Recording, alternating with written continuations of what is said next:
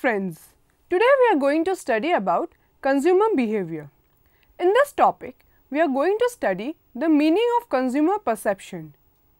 Further, we will study the elements of perception. And finally, we are going to understand the concept of consumer imagery. Let us begin with the introduction. Consumer perception refers to the process by which a consumer selects, organizes and interprets information or stimuli, inputs to create a meaningful picture of the brand or the product. Individuals act on the basis of their perceptions, not on the basis of objective reality. In reality, it is a totally personal phenomenon based on that person's needs, wants, values and personal experiences. Now, let us begin with the elements of perception. Firstly, sensation. Sensation is the immediate and direct response of the sensory organs to stimuli. A stimulus may be any unit of input to any of these senses. For example, include products, packages, brand names, advertisements and commercials. Sensory receptors are human organs that receive sensory inputs. Their sensory functions are to see, hear, smell, taste and feel. All these functions are taken into action either singly or in combination in the evaluation and use of most consumer products. Secondly, the absolute threshold. The lowest level at which an individual can experience a sensation is called the absolute threshold.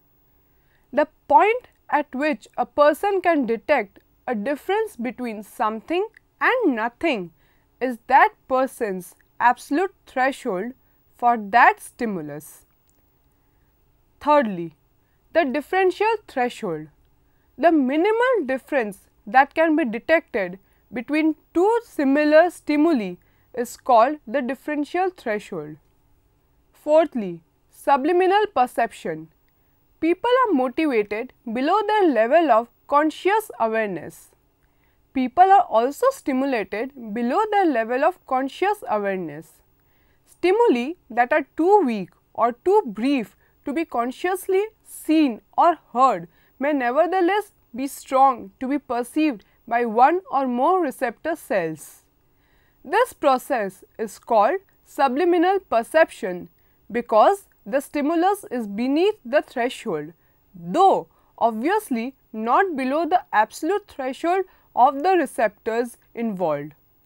Fifthly, perceptual selection.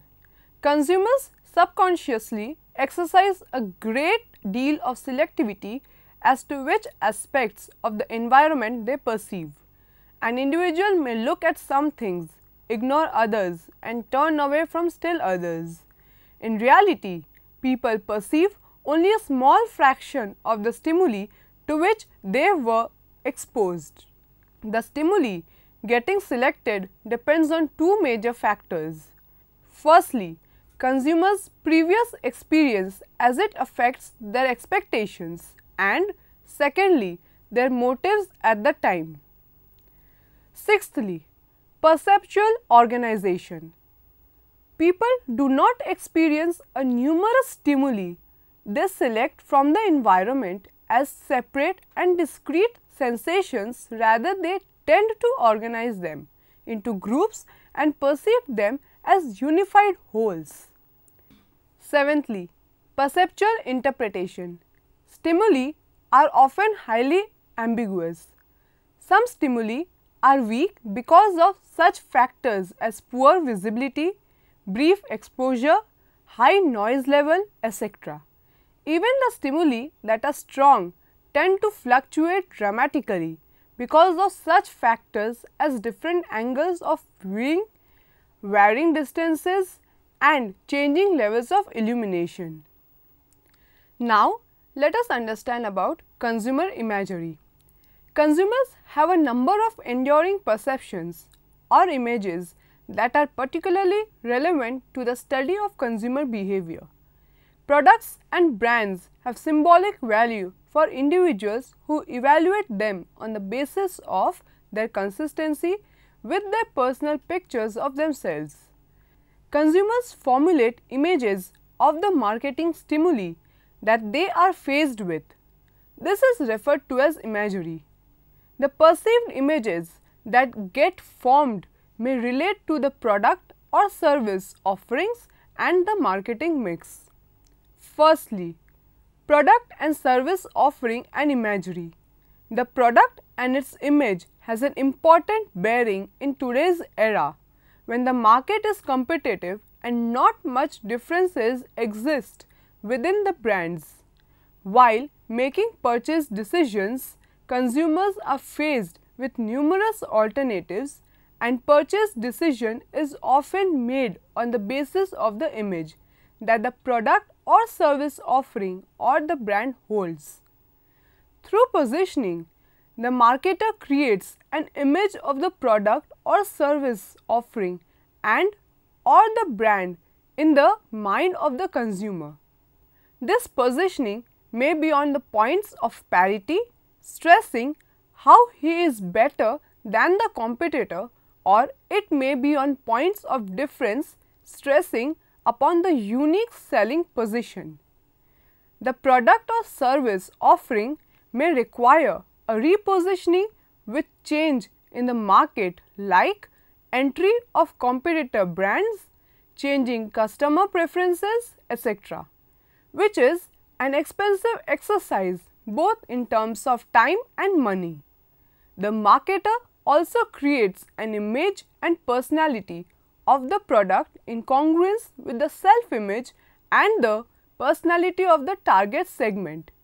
The consumer tries and relates the product to himself, his need and motivation, his self-concept and personality. He assesses the offering on the basis of the image and desires. For or against the purchase of such an offering, those product offerings that match the personality are selected and bought and the rest are ignored.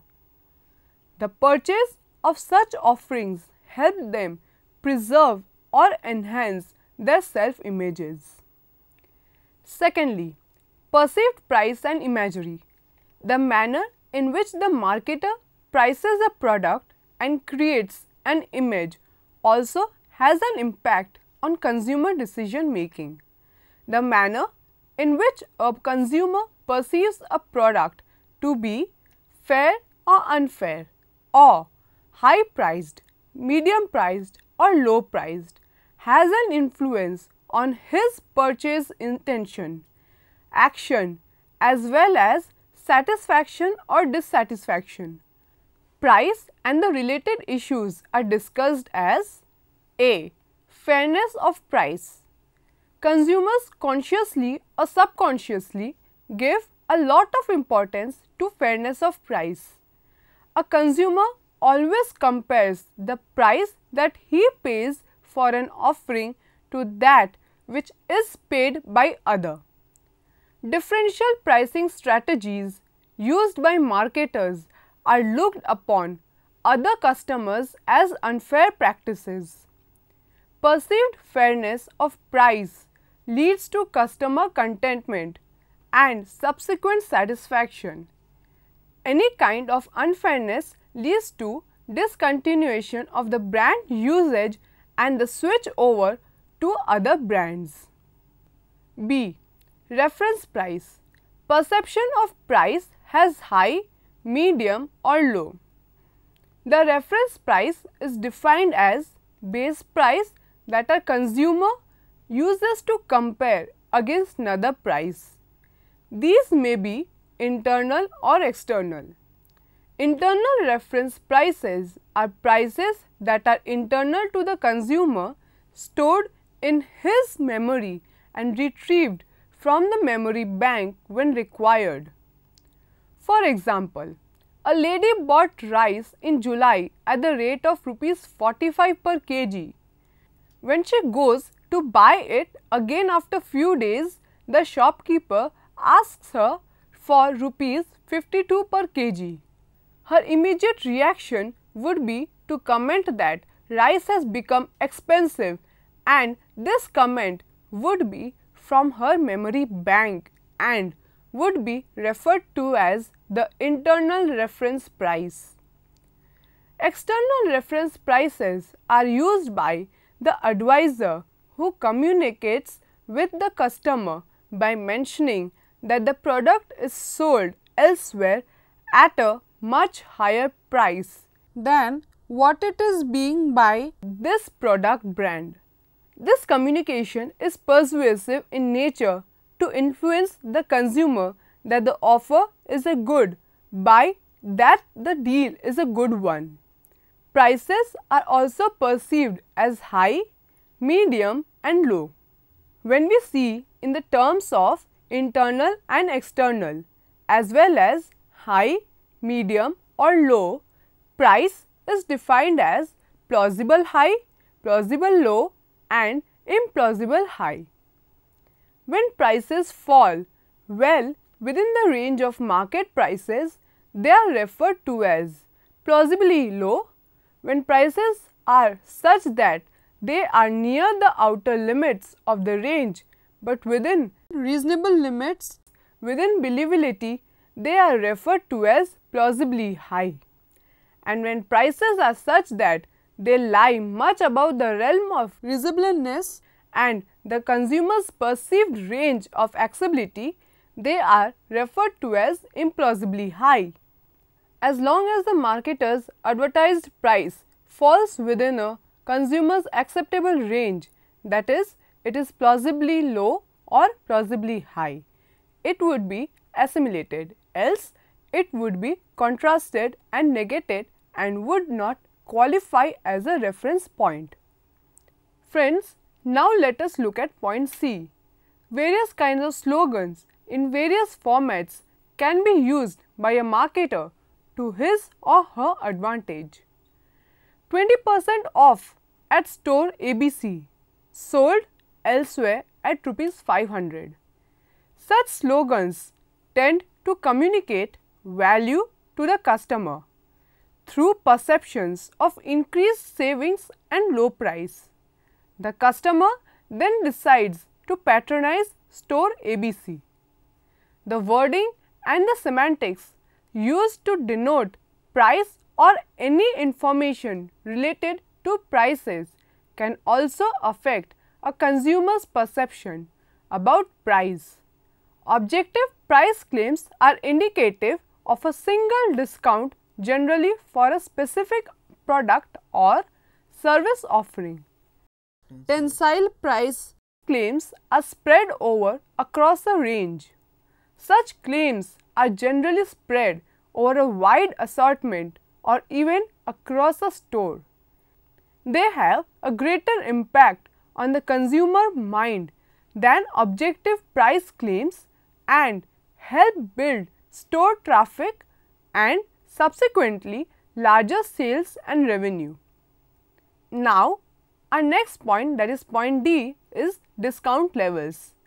Advertisements indicating discount levels can be framed variously and their effectiveness varies across formats, where advertisements are framed as stating the minimum discount level. Consumers' shopping intentions are less favorable than advertisements that state the maximum discount level. The effectiveness of advertisements that specify the maximum discount level either equals or exceeds the effectiveness of ads stating a tensile discount range. Now, our next point, that is point E, bundle pricing. When a marketer sells together two or more products and or service offerings as a single pack at a special discounted price, it is known as bundle pricing. It has a positive effect on the consumer's perception. The consumer feels happy with regard to the increased savings that he will be able to get out of buying the products together, rather than buying them individually at a higher price. Bundle pricing enhances the value of the offerings through decreased prices and increased savings. Thirdly, perceived quality and imagery. Consumers judge the quality of the product offering on the basis of internal and external cues. Internal cues refer to the physical characteristics internal to the product or service like size, color, etc. While external cues refer to cues that are external to the product or service like price of the product, brand image and so on. Such cues provide us with information about the product or service quality. For some product offerings, the quality can be assessed using intrinsic cues or physical characteristics. For other product offerings, the quality cannot be wholly and accurately assessed using such intrinsic cues or by experience alone. The consumer depends on extrinsic cues to assess quality. It is difficult to judge quality in the case of services due to the characteristics that differentiate services from products, that is, intangibility, heterogeneity, perishability, inseparability of production and consumption, irreversible or irrevocable action, etc. Comparisons are made between expectations and perception so as to determine the gaps and assess quality. However, with respect to consumer perception of quality of services and imagery, consumers rely on extrinsic cues like surrogate cues to evaluate quality. Unlike products, the quality of services may be inconsistent and vary across days. For example, during peak hours or during certain months of the year, quality may be affected due to excess demand. Thus, they provide off-season discounts and rebates and also run promotion schemes in non-peak demand periods so as to streamline and distribute consumer traffic. Now, let us look at the fourth point, price or quality relationship and imagery. Consumers relate price with quality and price is seen as an indicator of quality. The higher the price, the better is the quality, as has been perceived by researchers, academicians and the general public. Marketers often try and justify the increased price by stating how this is related to better quality of the product and service offering. They also relate the increased price to the product or service attributes, features and the overall benefits that the offering provides. Over and above this, they try and link price and quality with the reputed brand name and image, and very often even the store image. It is noteworthy that when a consumer has prior experience with the brand or is familiar with the brand name and the brand image, price would become a less important factor in the assessment of quality. Also, while price of the product or service offering has a positive effect on perceived quality, price has a negative effect on perceived value and respondents' willingness to buy. This perception of an increased price and quality relationship may counteract for a marketer who sells higher end as well as lower end products. In such a case, while the higher the price would imply a superior quality, the lower price may imply an inferior quality and may harm the sales of the lower end products. That is why it is advisable to brand the product individually rather than as a family. For example, Unilever has practiced this successfully, while Lakme is a high-end range. LA is an economy range. They are meant for two different segments, positioned and priced accordingly. Now, let us look at the fifth point, retail store and image. Just as product and service offerings are positioned and clearly indicate the segments for which they are aimed, similarly, retail stores are also positioned. Not only are they indicative of the product or service offerings that they sell, but the layout, design, ambience and the price of the offerings clearly demonstrate the segments for whom they exist. In fact, the mannequins that they keep reflect the store's image. As we have already mentioned, consumers tend to shop in stores that have images consistent with their own self-images. Thus, retail stores create images for themselves which illustrate the kind of and the quality of products they stock and carry.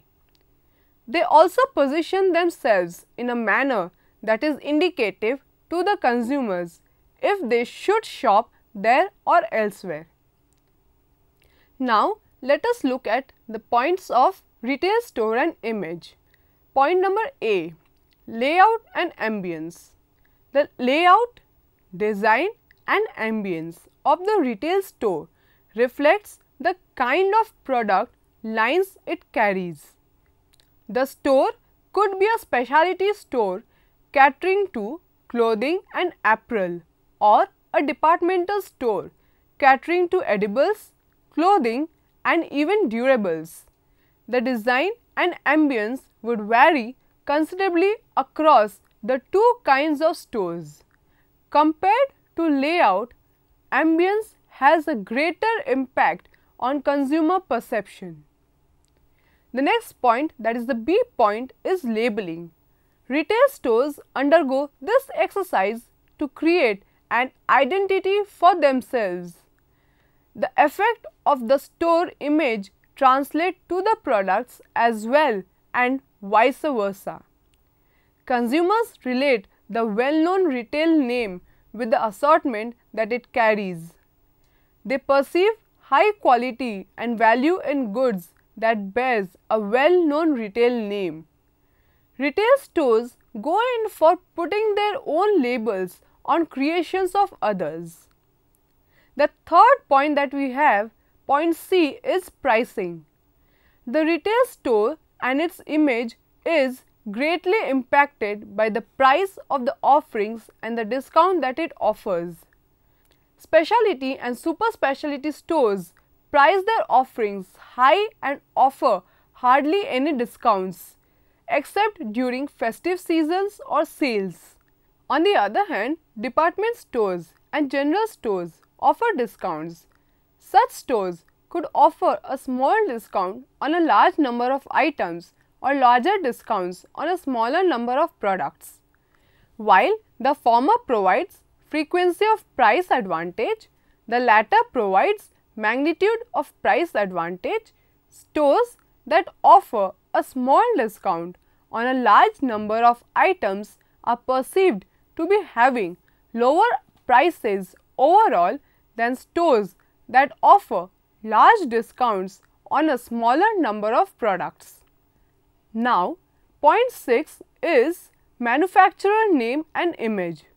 Consumers are more receptive to product and service offerings that emanate from a respectable, credible and reputed manufacturer rather than one who is less favorable or neutral or totally unknown. Not only do they prefer buying from such sources, but they also patronize offerings from respectable manufacturing houses. Consumers prefer old traditional business houses. They also prefer pioneer brands. Seventhly, brand image.